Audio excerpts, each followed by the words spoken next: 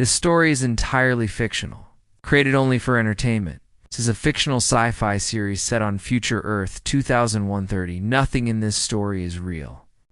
Previously on the signal from the future, a message rose from the ocean, a frequency no machine could decode. People vanished. The network fell silent. Now the signal has found its next target. The sun bleeds across the horizon of New Alexandria, painting the chrome towers in hues of orange and deep purple. Dusk is usually a time of transition, the city exhaling after a long day. But tonight, the air is thick with a silence that feels heavier than sound. All traffic has stopped. Cars, maglefs, personal transport drones all frozen in place, their occupants stepping out onto the streets, necks craned upward. High above the harbor, a fleet of city maintenance drones hovers, their optical sensors trained on the water below. They are not cleaning or repairing. They are recording. From the dark, placid surface of the bay, massive columns of ethereal blue light ascend into the twilight sky. They don't radiate heat. They don't make a sound. They simply exist, silent and majestic, like pillars holding up the heavens. Across the sprawling metropolis, every public screen, every holographic billboard, every personal data slate has been hijacked. The usual cascade of advertisements and news alerts is gone, replaced by a single stark message displayed in a clean sans serif font. Eyes online. No one knows what it means, but the implication hangs in the air, a collective, unspoken dread. The signal is no longer a whisper in the static. It's here. It's visible, and it's looking back. I push through the mesmerized crowd, my camera a steady extension of my arm. This is Leora Dane. The fear that once had me running, that sent me chasing shadows and fragmented data streams, is gone. It's been replaced by a chilling clarity. I'm no longer a reporter trying to break a story. I'm a witness to the rewriting of our world. The signal is no longer hiding in code, I say. My voice captured by my camera's mic. A small island of narration in a sea of stunned silence. It's not just a frequency anymore. It's teaching us something. It's teaching us to see. The words feel heavy, prophetic. I don't know if I believe them myself, but I know they're true. A screech of metal interrupts the city's trance. A tram car has derailed, its side crumpled against a support pylon. First responders are already on the scene, their red and white lights strobing against the deepening twilight. They move with practiced urgency, prying open the doors, expecting to find chaos and injury. Instead, they find order. Inside the car, every passenger is seated upright, perfectly still. They don't respond to the medic's calls. They don't even seem to be breathing.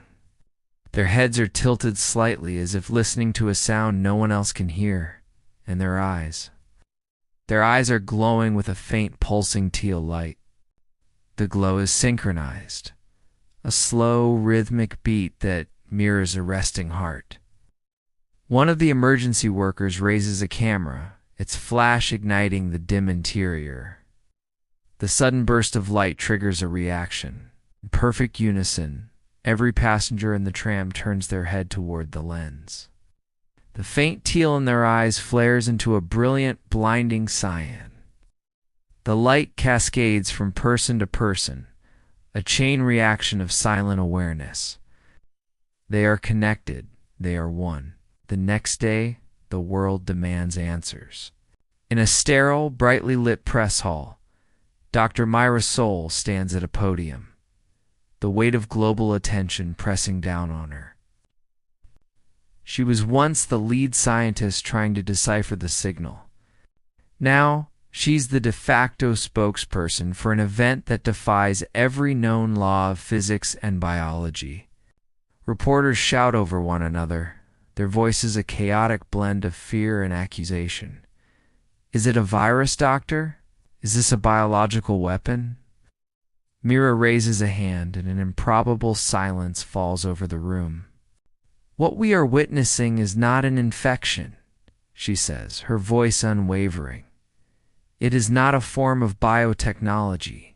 Disinformation is pure information, delivered on a frequency that is recoding human optic nerves at a cellular level. Every pulse of the signal writes new data directly into our living cells. The room erupts again. The implications are staggering. This isn't an attack. It's an upgrade, a forced evolution. Mira ignores the clamor. Her gaze finds a news camera at the back of the room, and she stares directly into it, her expression unreadable. For a single, terrifying moment, her own eyes flare with a brilliant white light. A gasp ripples through the press corps. The transmission cuts out, but it's too late. The message is out. And now, the signal has a new method of delivery. It broadcasts itself. On every screen, on every device across the planet, a new pattern appears. It's a complex, shifting mandala of light and color, almost hypnotic. It looks harmless, beautiful even. But for those who watch for more than a few seconds, something changes. Their blinking patterns begin to sync with the subtle pulse of the broadcast. The signal has become a language everyone can hear through the silence, but that only some can see. The world is divided into those who watch and those who are becoming. In a quiet, sanitized room at New Alexandria General, Orrin lies in a hospital bed. He was one of the first, found unconscious near the harbor where the signal first emerged. For weeks he was caught in a storm of seizures and pain, but now he is calm. The faint teal glow is there in his eyes, soft and steady. He turns his head as I walk in, Leora, he says, his voice a near whisper, but clear. It doesn't hurt anymore.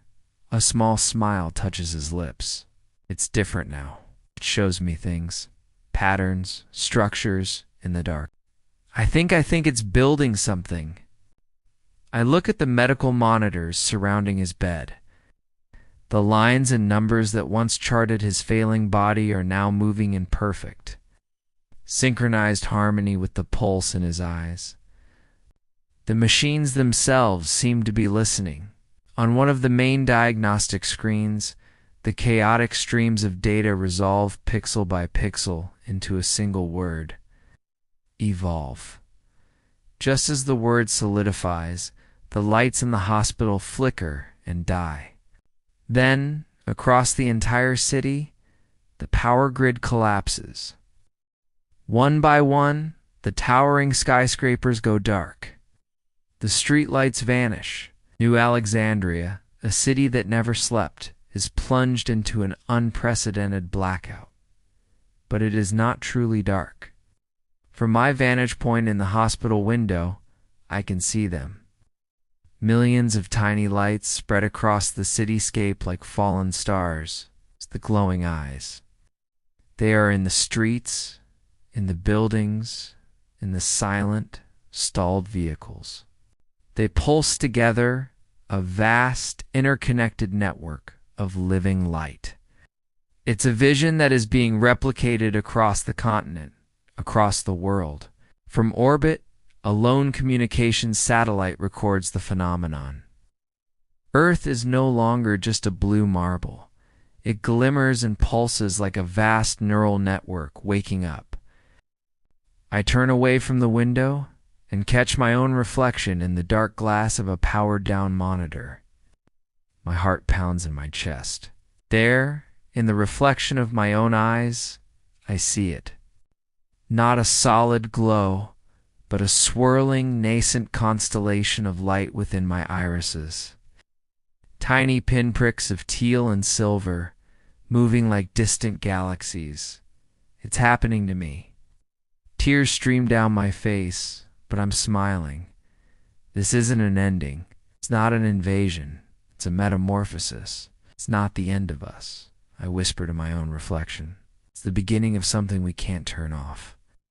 Across future Earth 2130, light no longer comes from the sky. It comes from within us. When the dark can see itself, what else will it find? If you're enjoying the signal from the future, you can help keep these stories alive. Support future episodes by visiting buymeacoffee.com/gotypical. Every coffee helps build the next chapter of this world. Thank you for watching.